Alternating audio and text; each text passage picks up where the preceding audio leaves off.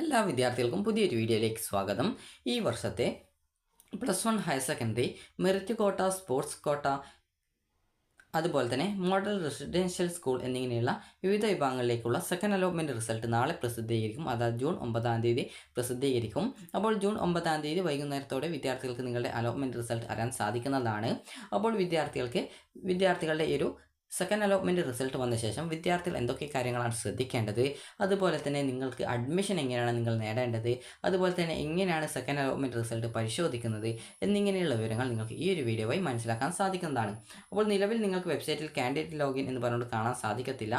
കാരണം ഈ ഒരു സെക്കൻഡ് അലോട്ട്മെൻറ്റിന് വേണ്ടിയിട്ടുള്ള പ്രോസസ്സിനായിട്ട് ആ ഒരു ലിങ്ക് വെബ്സൈറ്റിൽ നിന്ന് ഒഴിവാക്കിയിട്ടുള്ളത് കൊണ്ടാണ് നിങ്ങൾക്ക് കാൻഡിഡേറ്റ് ലോഗിൻ കാണാത്തത്. കാരണം പല വിദ്യാർത്ഥികളും കാൻഡിഡേറ്റ് ലോഗിൻ എവിടെ പോയി എന്നുള്ളത് ചോദിക്കാറുണ്ട്. കാൻഡിഡേറ്റ് ലോഗിൻ നിങ്ങൾക്ക് സെക്കൻഡ് അലോട്ട്മെൻറ്റിന് വേണ്ടിയിട്ടുള്ള പ്രോസസ്സ് ചെയ്യപ്പെടുന്നതുകൊണ്ട് ആ ഒരു ലിങ്ക് ഈ വെബ്സൈറ്റിൽ നിന്ന് റിമൂവ് ചെയ്തതാണ്. അപ്പോൾ അത് നാളെ വെബ്സൈറ്റിൽ ഈ ഒരു കാൻഡിഡേറ്റ് ലോഗിൻ ലിങ്ക് വരുന്നതായിരിക്കും. അപ്പോൾ കാൻഡിഡേറ്റ് ലോഗിൻ SWS, അതുപോലെ തന്നെ കാൻഡിഡേറ്റ് ലോഗിൻ MRS, അതുപോലെ തന്നെ കാൻഡിഡേറ്റ് ലോഗിൻ സ്പോർട്സ് എന്നിങ്ങനെയുള്ള 3 ലിങ്കുകളാണ് കാണാൻ പറ്റുക.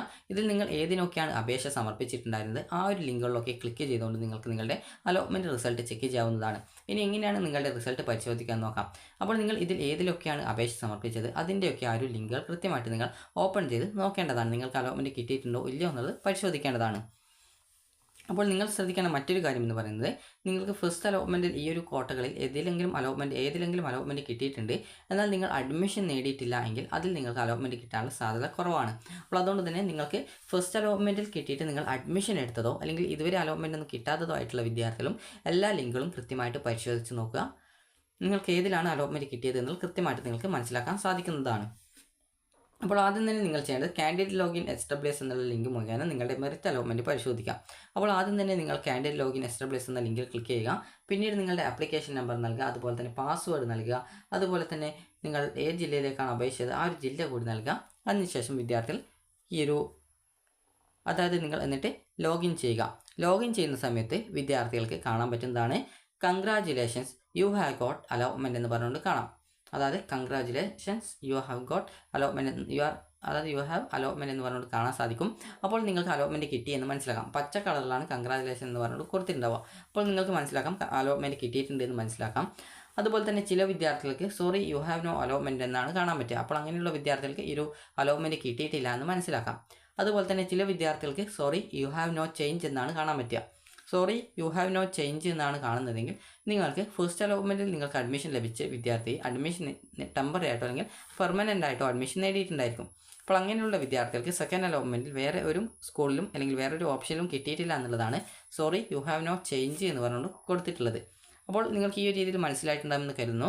Congratulation you have got allotment എന്ന് പച്ച കളറിൽ കാണുന്നുണ്ടെങ്കിൽ നിങ്ങൾക്ക് അലോട്ട്മെൻറ്റ് കിട്ടി, സെക്കൻഡ് അലോട്ട്മെൻറ്റ് കിട്ടിയെന്ന് മനസ്സിലാക്കാം.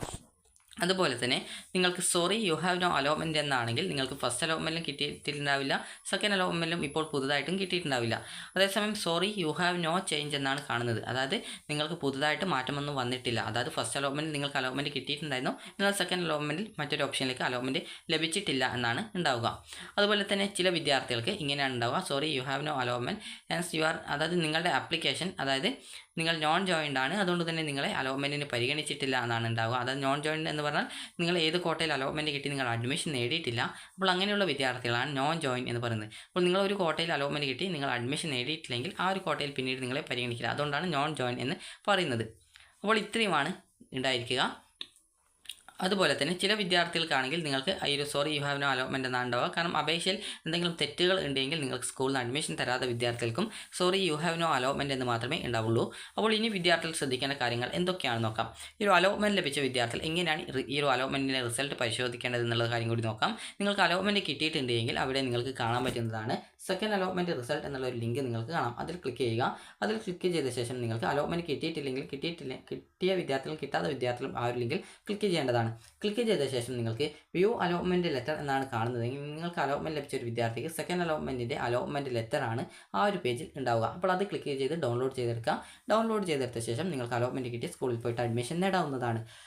ഇനി അലോട്ട്മെൻറ്റ് കിട്ടാത്ത വിദ്യാർത്ഥികൾ ആണെങ്കിൽ ആ ഒരു പേജിൽ നിങ്ങൾക്ക് റാങ്ക് ഡീറ്റെയിൽസ്, അതുപോലെ കിട്ടിയിട്ടുള്ള വിദ്യാർത്ഥികൾക്കും ലാസ്റ്റ്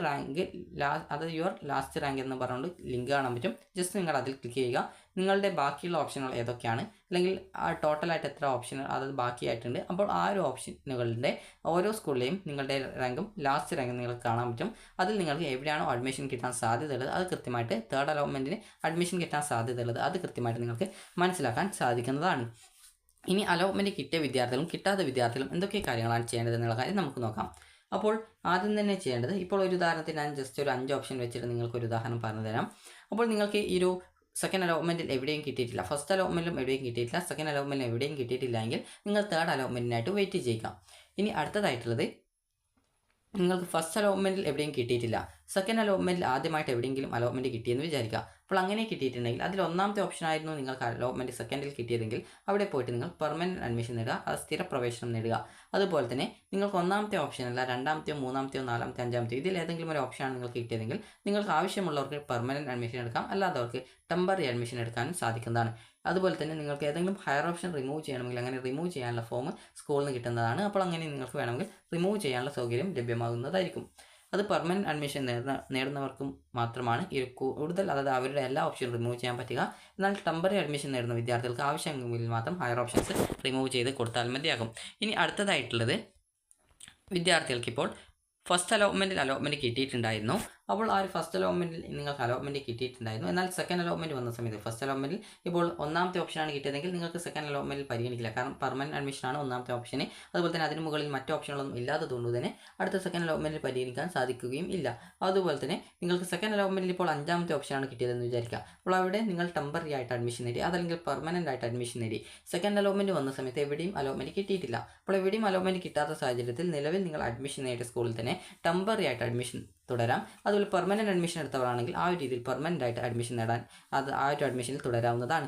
ടെമ്പററി അഡ്മിഷൻ നേടിയ വിദ്യാർത്ഥികൾക്ക് ആവശ്യമെങ്കിൽ നിങ്ങൾക്ക് അവിടെ പെർമനൻറ്റ് അഡ്മിഷൻ ആക്കണമെന്നുണ്ടെങ്കിൽ സ്കൂളിൽ പോയി ഫീസ് അടച്ച് ആ ഒരു സീറ്റ് വേണമെങ്കിൽ നിങ്ങൾക്ക് പെർമനൻറ്റ് അഡ്മിഷൻ ആക്കാവുന്നതാണ്. ഇനിയിപ്പോൾ അടുത്ത വിഭാഗം വിദ്യാർത്ഥികൾ എന്ന് പറയുന്നത്, നിങ്ങൾക്കിപ്പോൾ ഫസ്റ്റ് അലോട്ട്മെൻറ്റിൽ നിങ്ങൾക്കൊരു ഓപ്ഷൻ കിട്ടിയിട്ടുണ്ടായിരുന്നു, അത് അഞ്ചാമത്തെ ഓപ്ഷൻ ആയിരുന്നു എന്ന് വിചാരിക്കുക.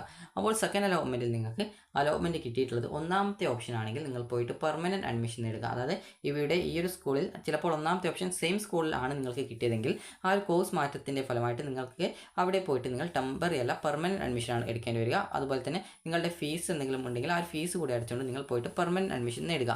ഇനി അതേസമയം ചില വിദ്യാർത്ഥികൾക്ക് ഈ ഒരു സെയിം സ്കൂളിൽ തന്നെ, അതായത് മറ്റൊരു കോഴ്സിൽ ഏതെങ്കിലും മറ്റൊരു ഓപ്ഷൻ ആയിരിക്കും, ഒന്നാമത്തെ ഓപ്ഷനിലായിരിക്കില്ല കിട്ടിയിട്ടുണ്ടാവുക, ചിലപ്പോൾ ഒരു മൂന്നാമത്തെ ഓപ്ഷനാണ് കിട്ടിയിട്ടുണ്ടായിരിക്കുക എന്ന് വിചാരിക്കുക. അപ്പോൾ ആ ഒരു വിദ്യാർത്ഥിക്ക് ഒന്നാമത്തെ ഓപ്ഷനിൽ തന്നെ കിട്ടണമെന്നുണ്ടെങ്കിൽ ആ ഒരു വിദ്യാർത്ഥിക്ക് ആ ഒരു മൂന്നാമത്തെ ഓപ്ഷനിൽ നിങ്ങൾ ആ ഒരു സെയിം സ്കൂളിൽ തന്നെയാണ് കിട്ടിയതെങ്കിൽ നിങ്ങൾ അവിടെ പോയിട്ട് നിങ്ങൾ ടെമ്പററി അഡ്മിഷൻ എടുക്കുക. അതായത് മൂന്നാമത്തെ ഓപ്ഷനിൽ മാറ്റം കിട്ടിയതുകൊണ്ട് തന്നെ പോയിട്ട് ടെമ്പററി അഡ്മിഷൻ വീണ്ടും പോയിട്ട് എടുക്കുക. അതുപോലെ തന്നെ നിങ്ങൾക്ക് ആവശ്യമെങ്കിൽ അവിടെ ടെമ്പററി അഡ്മിഷന് പകരം വേണമെങ്കിൽ പെർമനൻറ്റ് അഡ്മിഷനും നേടാവുന്നതാണ്. ഇനിയിപ്പോൾ വിദ്യാർത്ഥികൾ ഈ ഒരു മറ്റൊരു സ്കൂളിലേക്കാണ് മാറ്റം കിട്ടിയിട്ടുണ്ടായിരുന്നതെങ്കിൽ വിദ്യാർത്ഥികൾ ചെയ്യേണ്ടത്, നിലവിൽ നിങ്ങൾ പെർമനൻറ്റ് അഡ്മിഷൻ നേടിയിട്ടുള്ള അഞ്ചാമത്തെ ഓപ്ഷൻ, ആ ഒരു ഓപ്ഷനിലാണ് പെർമനൻറ്റ് അഡ്മിഷൻ ഫസ്റ്റ് അലോട്ട്മെൻറ്റ് കിട്ടിയ സമയത്ത് നിങ്ങൾ പെർമനൻറ്റ് അഡ്മിഷൻ എടുത്തതെങ്കിൽ നിങ്ങൾ PTA ഫണ്ട്, PTA ഡൊണേഷൻ ഇതുപോലുള്ള കാര്യങ്ങളൊക്കെ അടച്ചിട്ടുണ്ടാവും. അപ്പോൾ നിങ്ങൾ ചെയ്യേണ്ടത്, നിങ്ങൾക്ക് ആ ഒരു സ്കൂളിൽ നിന്നും PTA ഫണ്ട്, PTA ഡൊണേഷൻ എന്നിവ തിരിച്ചു തരും. അതുപോലെ നിങ്ങളുടെ ഡോക്യുമെൻറ്റ്സും കാര്യങ്ങളൊക്കെ തിരിച്ചു തരും.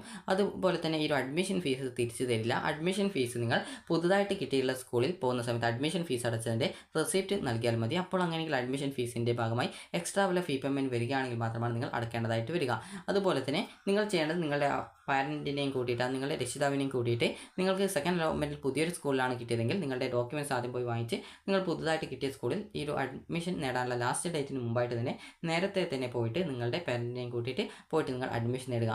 അഡ്മിഷൻ നേടാൻ പോകുന്ന സമയത്ത് നിങ്ങൾ കൊടുക്കേണ്ടി വരിക, നിങ്ങൾ ഓൾറെഡി ഒരു സ്കൂളിൽ പെർമനൻറ്റ് അഡ്മിഷൻ നേടിയതായതുകൊണ്ട് തന്നെ നിങ്ങളുടെ ഡോക്യുമെൻറ്റ്സ്, അതുപോലെ തന്നെ അതോടൊപ്പം തന്നെ ഈ ഒരു അഡ്മിഷൻ ഫീസിന് പകരം അഡ്മിഷൻ ഫീസ് ഓൾറെഡി ആദ്യമേ അടച്ചതുകൊണ്ട് അഡ്മിഷൻ ഫീസിൻ്റെ റെസിപ്റ്റ്, ആദ്യത്തെ സ്കൂളിൽ നിന്ന് നിങ്ങൾക്ക് തന്നിട്ടുള്ള ആ ഒരു റെസിപ്റ്റ്, അതുപോലെ തന്നെ നിങ്ങൾക്ക് കോഴ്സ്, അതായത് ഈ ഒരു കോഴ്സ് മാറ്റത്തിൻ്റെ ഫലമായിട്ട് അല്ലെങ്കിൽ കോഴ്സ് എന്തെങ്കിലും മാറിയിട്ടുണ്ടെങ്കിൽ അതിൻ്റെ ഭാഗമായിട്ട് എക്സ്ട്രാ വല്ല ഫീസും വരികയാണെങ്കിൽ ആ ഒരു ഫീസ്, അതുപോലെ തന്നെ ഫീസ് എന്ന് പറയുമ്പോൾ ചെറിയൊരു 100 രൂപ മറ്റേ ആവുകയുള്ളൂ.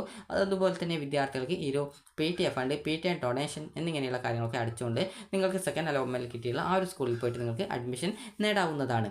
അപ്പോൾ ഇത്രയും മാത്രമാണ് ഈ ഒരു അലോട്ട്മെൻറ്റിൻ്റെ ഈ ഒരു കാര്യത്തിലുള്ളത്. അതായത് നിങ്ങൾക്ക് പുതിയൊരു സ്കൂളിൽ അല്ലെങ്കിൽ പുതിയൊരു ഓപ്ഷൻ കിട്ടുകയാണെങ്കിൽ അവിടെ പോയിട്ട് നിങ്ങൾക്ക് ഒന്നുകിൽ ടെമ്പററി ആയിട്ടോ അതല്ലെങ്കിൽ പെർമനൻ്റ് ആയിട്ടോ നിങ്ങൾക്ക് അഡ്മിഷൻ നേടാവുന്നതാണ്. നിങ്ങളുടെ താല്പര്യമാണ് ടെമ്പററി എടുക്കണോ അല്ലെങ്കിൽ പെർമനൻറ്റ് അഡ്മിഷൻ എടുക്കണോ എന്നുള്ളത്.